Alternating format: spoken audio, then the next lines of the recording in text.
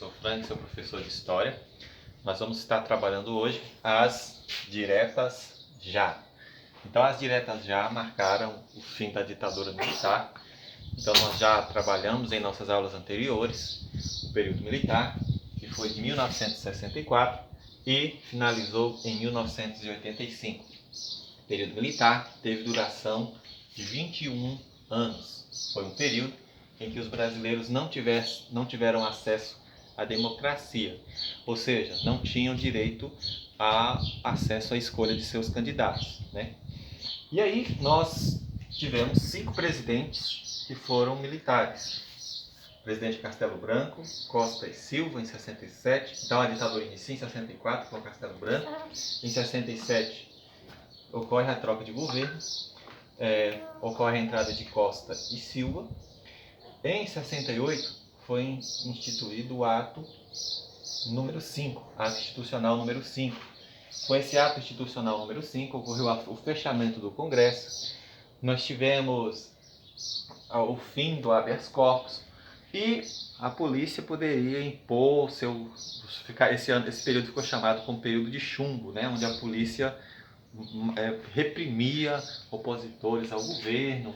A polícia tinha mãos de ferro nesse período.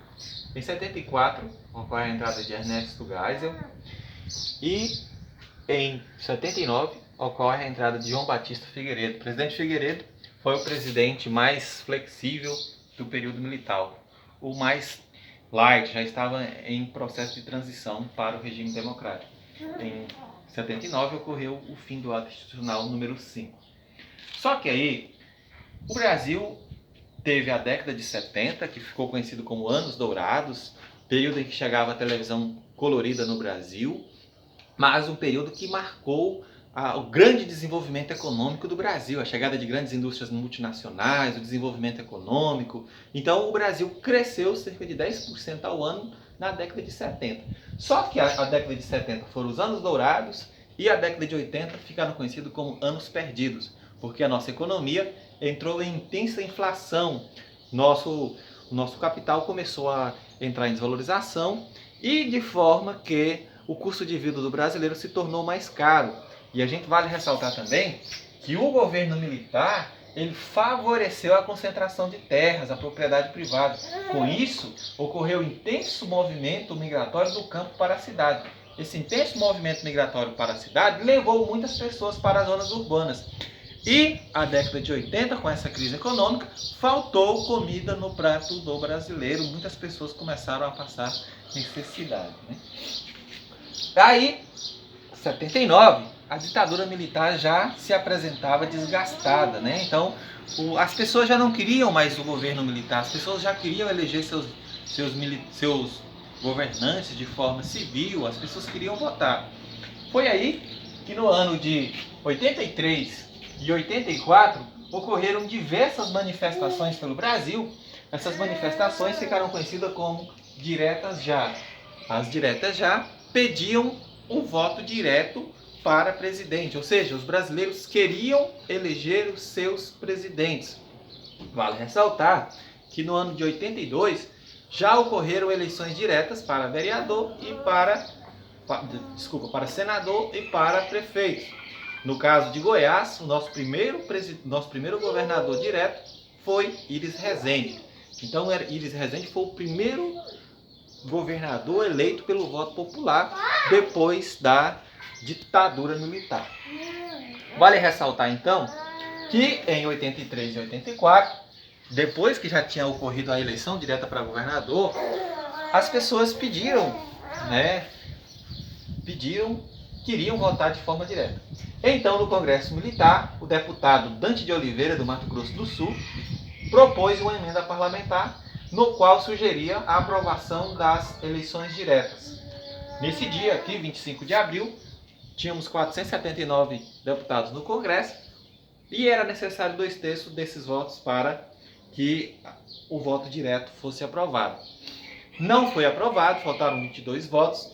As pessoas que estavam na luta, que fizeram diversas manifestações pelo país, vocês já devem ter ouvido falar dos cara pintada, né? As pessoas que saíam às ruas com a bandeira nacional, com a camisa verde e amarela e pintavam a testa com verde e amarelo, né, a cara com verde e amarelo, esses caras pintados, então eles ficaram famosos porque eles queriam as eleições diretas.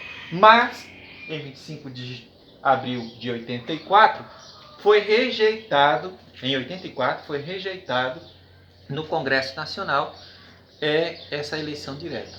Sendo rejeitada, o que acontece?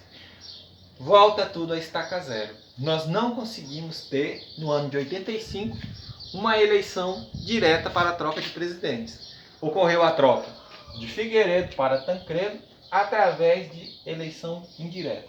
Mas, professor, se nós falamos tanto da direta já, por que o Tancredo, já no ano de 85, a sua eleição não foi direta? Na verdade, a força militar estava muito forte dentro do governo, então as pessoas ainda tinham muito medo da ditadura, e as diretas já elas tiveram grande importância nesse processo, né? Se não fossem as manifestações pedindo as eleições diretas, provavelmente o fim dessa ditadura teria sido mais lento, né? E aí vale ressaltar também que já no início dos anos 80 ocorreu o fim do exílio, né? As pessoas puderam voltar para casa, aquelas pessoas exiladas que o governo reprimia, que o governo perseguia caso se manifestassem contrários aqui no nosso país, porque quando iniciou a ditadura, muitas pessoas tiveram que deixar o nosso país, se tornarem exilados em outros países.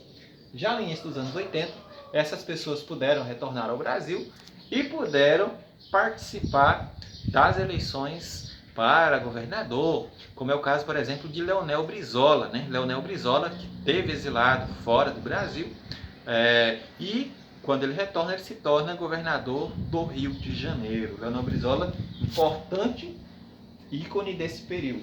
Aqui no Goiás, nós tivemos Iris Rezende como o primeiro governador eleito pelo voto popular em 82. Então, eleições diretas para presidente provocaram intensas manifestações no Brasil afora no ano de 83 e 84. E vale ressaltar que Goiânia entrou para a história durante a aprovação dessa emenda parlamentar, da emenda Dante de Oliveira, que não foi aprovada, porque nesse período foi decretado estado de emergência e qualquer pessoa em Goiânia, durante essa semana de aprovação, qualquer pessoa poderia ser preso por qualquer manifestação que fosse dentro da capital. Então Goiânia entra para a história porque foi decretado estado de emergência em Goiânia. Qualquer pessoa que fizesse qualquer tipo de manifestação poderia ser preso pela polícia naquele período. Isso porque Goiânia era a capital mais próxima de Brasília. É a capital mais próxima, né?